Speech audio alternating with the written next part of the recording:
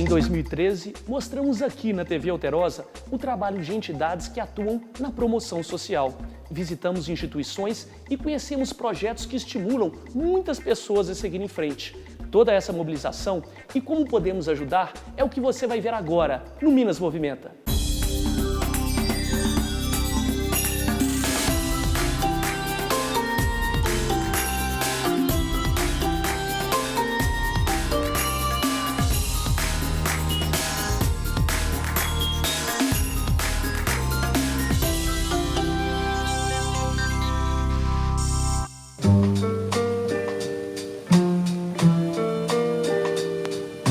Doação, solidariedade, compromisso social. Palavras que precisam ser colocadas em prática para tornar o mundo melhor. Em 2013, o Minas Movimenta mostrou ações que transformam a realidade de milhares de pessoas. Vamos relembrar.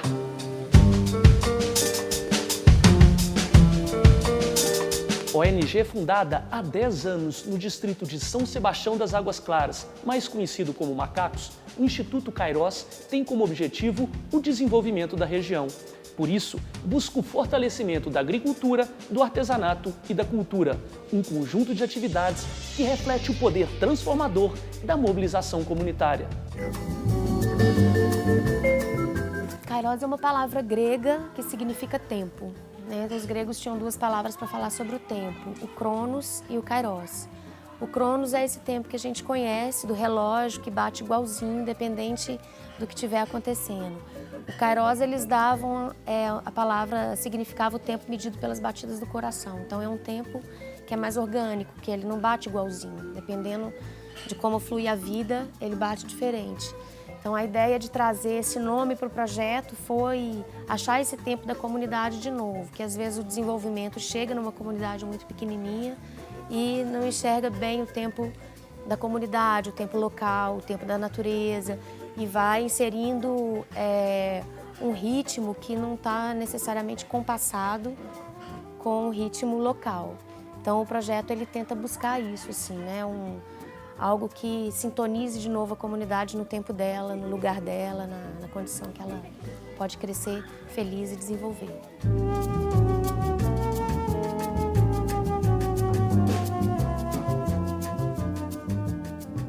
As crianças, depois da aula, elas não tinham nenhum projeto que elas pudessem se inserir, que elas pudessem fazer parte, ficavam ociosas. Os jovens também, não tinha nenhum projeto voltado para o desenvolvimento deles. Os idosos também, né, ficavam dentro de casa numa condição mais assistencialista. Então, o que a gente fez foi abrilhantar, reencantar de novo essa vida comunitária, né? Fortalecer as redes sociais para que o idoso tivesse um novo papel social, para que a criança também tivesse condições de uma formação continuada, esse jovem pudesse tá numa condição mais protagonista dentro do lugar onde ele mora. Então, todo o nosso esforço foi no sentido de dar luz a essa vida comunitária, a esses saberes da região, saberes locais e fazer com que isso se comunicasse. E esse contato seu com a comunidade, naquele momento, o que provocou em você? Foi interessante me inserir na comunidade, né, como uma das pessoas da comunidade e dialogar com essa comunidade em vários níveis para compreender de que maneira que a gente poderia contribuir para formatar projetos, criar situações voltadas que favorecessem o desenvolvimento da região. E qual a realidade que você encontrou naquele momento? Como era a comunidade? O Instituto Kairos vem também há 10 anos formando artesãos e culinaristas, uma série de técnicas voltadas à rede produtiva local, fortalecendo a capacidade produtiva da comunidade. Hoje a gente tem a Quinta do Balaio, que é a Feira do Balaio também, onde essas pessoas que muitas delas passaram pelas formações do Instituto Kairos. Temos também um trabalho em Piedade do Paraopeba, que é uma comunidade vizinha aqui. Hoje a gente também está formando núcleos produtivos lá. Então, hoje o Instituto Kairos está conseguindo reaplicar a sua tecnologia social para outras comunidades também. como o Instituto Kairos sobrevive e como as pessoas podem ajudá-lo. A gente sobrevive de parcerias e pessoas físicas também que quiserem apadrinhar um jovem, apadrinhar a formação de um jovem para que ele continue tendo esse desenvolvimento continuado aqui, também é muito bem-vindo.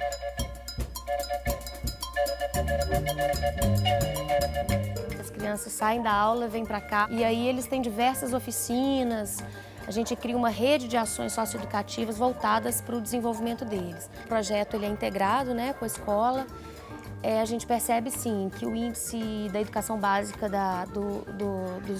das crianças que frequentam o projeto na prova do IDEB, eles têm melhores notas desde que o Kairos existe, né? Eles têm evoluído nisso.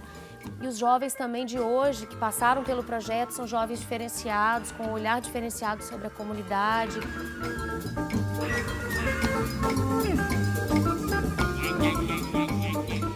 E o que você aprendeu? Um pouquinho de violão, as brincadeiras da casinha ali embaixo, informática, eu comecei a informática aqui. E hoje você é monitor? Agora eu sou monitor. O ano passado foi um treinamento, aí eu treinei, e hoje esse ano eu comecei. E o que você transmite para as crianças? Alegria, brincadeira, brinco com os meninos, interajo com os meninos. Comecei a trabalhar aqui com 18 anos e me fez evoluir muito. Eu quis fazer teatro, depois que eu entrei aqui eu fiz uma oficina de teatro na PUC Minas e resolvi aprimorar uma coisa que falaram que era um dom que eu tinha, que era cantar. Aí eu comecei a trabalhar como monitora, fui desenvolvendo, aí virei educadora porque eu fui aprendendo com os professores. Então muita coisa do que eu sei agora, eu aprendi aqui, eu tirei daqui. E o Kairos para a comunidade? Era uma coisa muito pacata, muito fechada, e o Kairos vai trazendo cada vez mais cultura, tentando unir a comunidade. Aí o que o Kairos dá? Dá a oportunidade de pessoas de fora conhecer o que tem aqui dentro.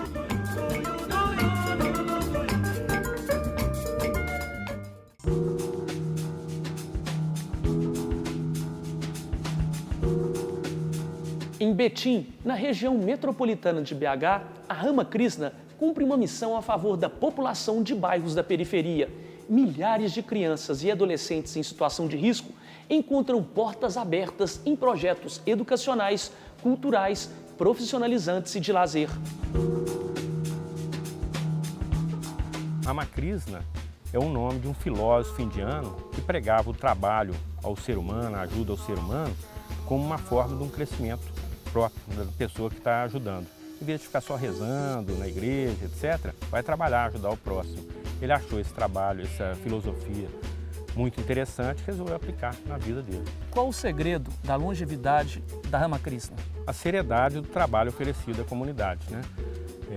E também a ética, o cuidado com o dinheiro público, com o dinheiro das pessoas, a transparência nos trabalhos, né? E principalmente saber realmente aquilo que a sociedade está precisando, que a comunidade necessita e trabalhar nesse sentido. Agora, vocês têm um desafio no dia a dia, o recurso sobra aqui? Não, na verdade, sobrar nunca sobra, a gente está sempre com a demanda acima daquilo que a gente pode oferecer, né? Então é sempre contadinho, né? Mas assim, não falta também não, a gente consegue trabalhar direito, com recursos, sem riscos, né? E atender de uma forma completa.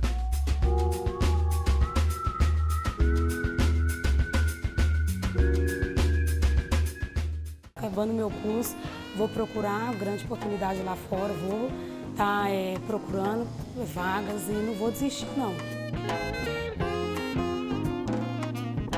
Os jovens chegam aqui sem experiência nenhuma, nunca trabalharam com soldagem, têm esse curso e depois eles já saem capacitados para o mercado de trabalho? São capacitados para o mercado de trabalho. Inclusive os próprios parceiros e idealizadores do projeto recrutam essa mão de obra aqui dentro, né? Eles investem aqui e vêm aqui e recrutam essa mão de obra.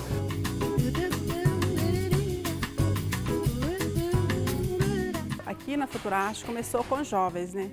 Na época que tinha muito jovem que não trabalhava fora e estava precisando de trabalho. Aí a missão Rama Krishna deu a ideia de formar uma cooperativa de artesanato. Quando a gente pega um produto que a gente fez, que era por exemplo, um jornal, que assim, se você olhar, não tem valor nenhum, né?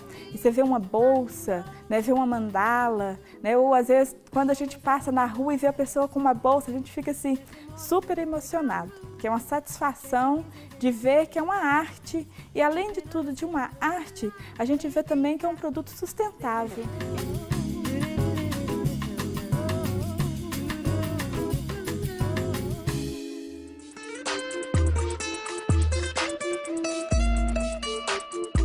Da Grande BH, vamos a Viçosa, na Zona da Mata. Na cidade, o festival Conexão Jovem mostra como a arte e a educação podem gerar crescimento e oportunidades aos jovens.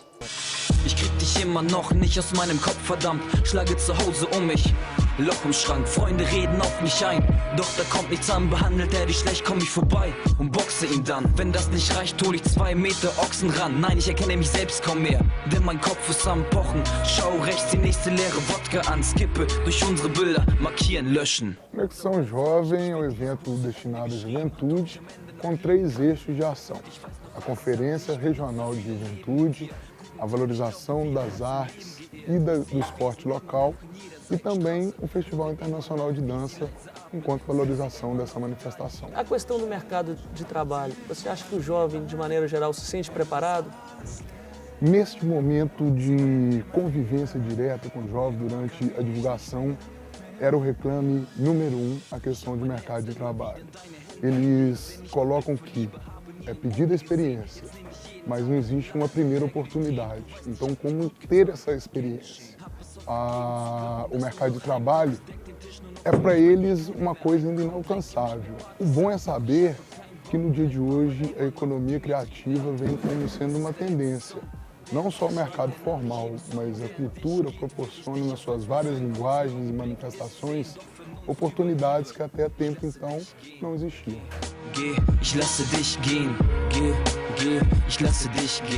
Cultura e esporte socializam, integram, transcende a questão da visão do jovem, mais do que o próprio quadro negro, que é o modelo de sempre que a gente sempre teve no nosso país. Eu não sabia que existia hip hop aqui em Viçosa.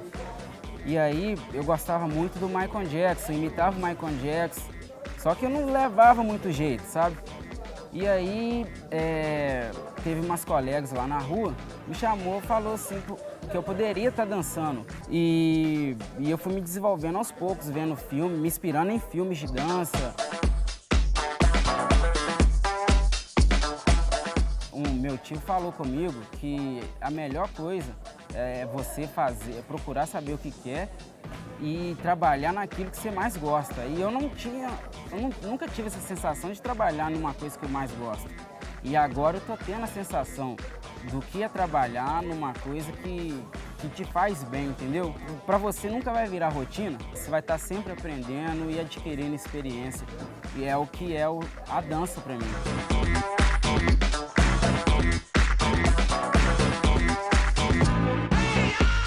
Cada ano que passa está abrangendo mais, né? Não só a cidade de Viçosa, como toda a região, todo mundo fazendo danças urbanas, através dos projetos sociais, dos projetos através da Secretaria de Cultura, Lei Estadual de Incentivo à Cultura.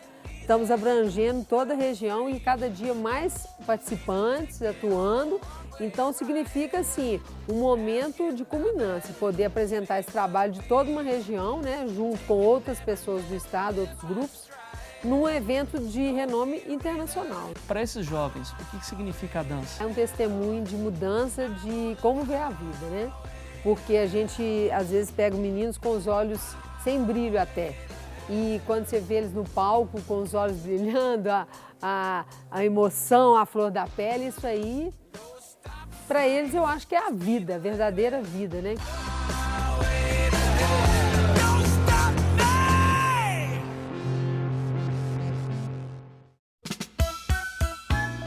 No próximo bloco, vamos relembrar o trabalho do Hospital Mário Pena e do MG Transplantes para salvar vidas e uma iniciativa bem inusitada de incentivo à leitura. Fique com a gente!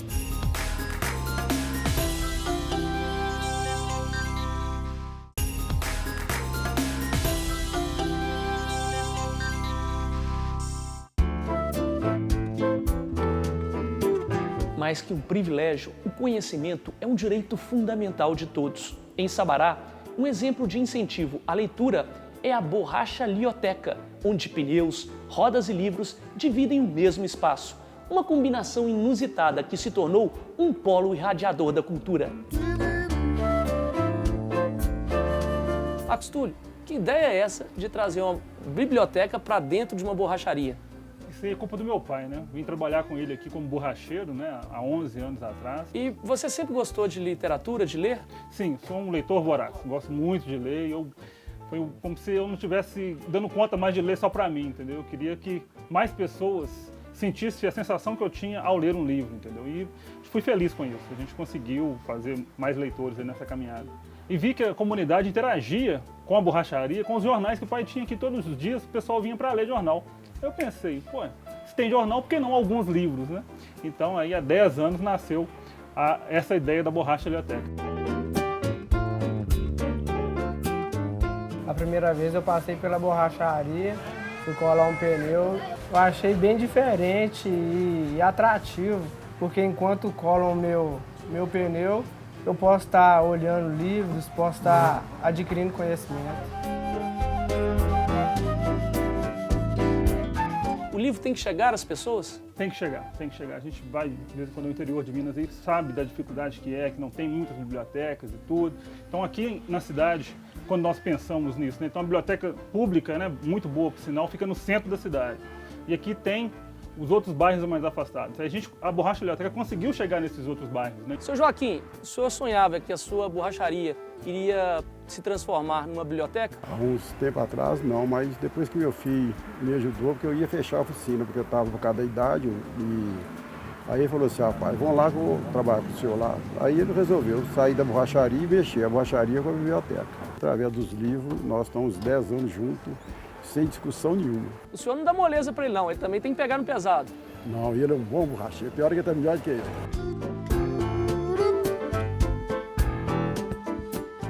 Por que você está doando um livro da sua casa aqui? Às vezes eu estou com um livro, igual estou um livro lá jogado, que não serve para mim mais, eu trazo ele para cá e às vezes pode servir para alguém que está sempre vindo aqui, procurar fazer algum trabalho, né, alguma coisa. As doações chegam muito para a Borracha Lioteca, entendeu? Então a gente começou a conversar com outros agentes de outros bairros para fazer essa parceria, para levar livros para lá também. E uma delas, né, que eu tenho um orgulho, é no presídio de Sabará. E a coisa foi interessante que depois da biblioteca, aí lá também virou uma escola. Lá virou o EJA, né, Educação de Jovens e Adultos, e onde eu sou professor de português. Você acha que deveria haver também mais incentivo às pessoas lerem, as crianças, principalmente aos jovens? Sim, eu acho que faltam políticas públicas voltadas ao livro e à leitura. Não tem muita política pública voltada para isso. Eu acho que planos municipais do livro e da leitura tinham que ter para ter um maior contingente de bibliotecas, de ações de leitura, para fazer chegar os livros até esses potenciais leitores.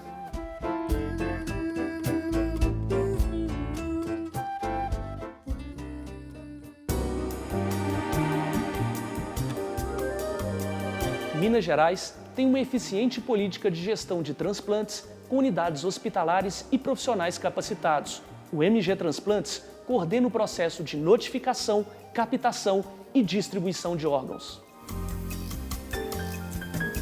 Nós ainda temos grandes problemas em Minas Gerais, que é a não comunicação ao MG Transplantes da presença de um potencial doador. Isso é uma coisa que tem que ser trabalhado junto aos profissionais de saúde, junto às unidades de terapia intensiva e junto aos hospitais onde tem atendimento de urgência e emergência. E o nosso grande desafio para os próximos 5 anos é levarmos os transplantes mais complexos.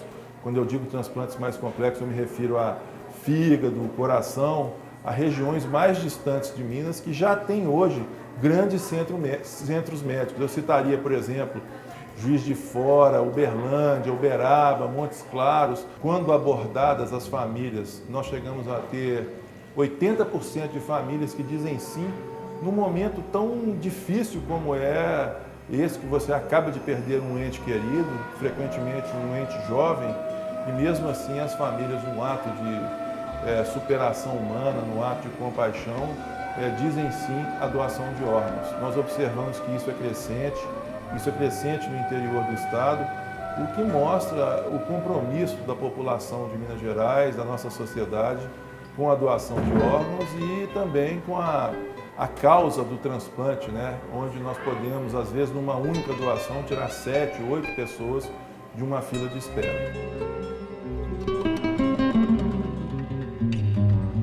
Dona Célia resolveu doar os órgãos da filha de 23 anos, assassinada pelo marido na frente dela e das filhas do casal. Uma parte dos órgãos dela tá em qualquer lugar do Brasil, ou até mesmo aqui em Santa Luzia.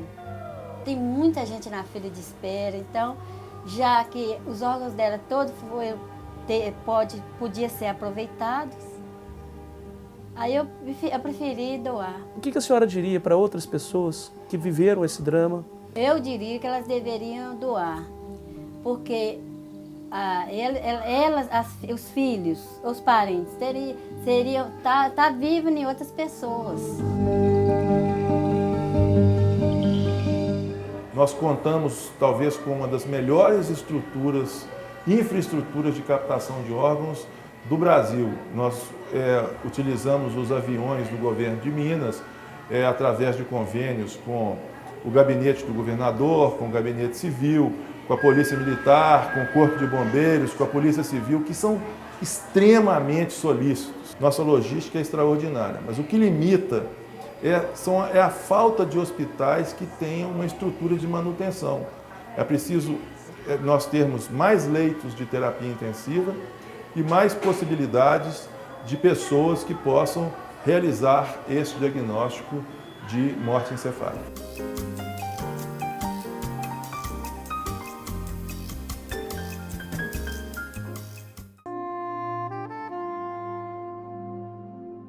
Referência em oncologia no Brasil, o Instituto Mário Pena conta com 2 unidades hospitalares em Belo Horizonte, além de uma casa de apoio aos pacientes em tratamento na capital, uma estrutura mantida por repasses do governo e doações.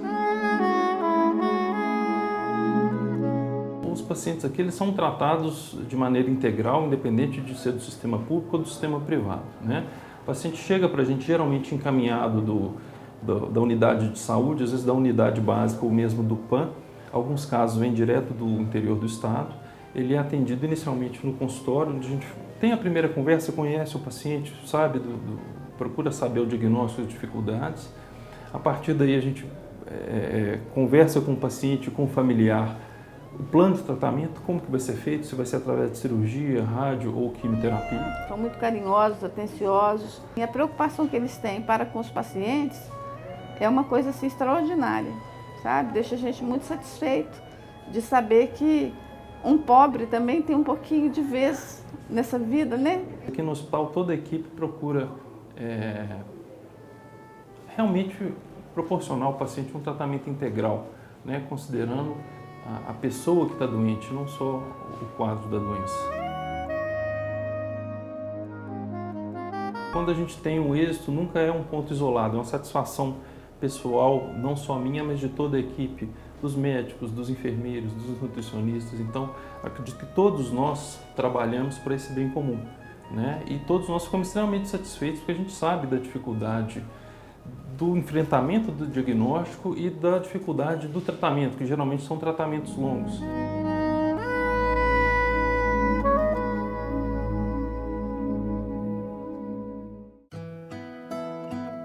Em 2013, mostramos iniciativas de sucesso e conhecemos pessoas que fazem a diferença em nossa sociedade.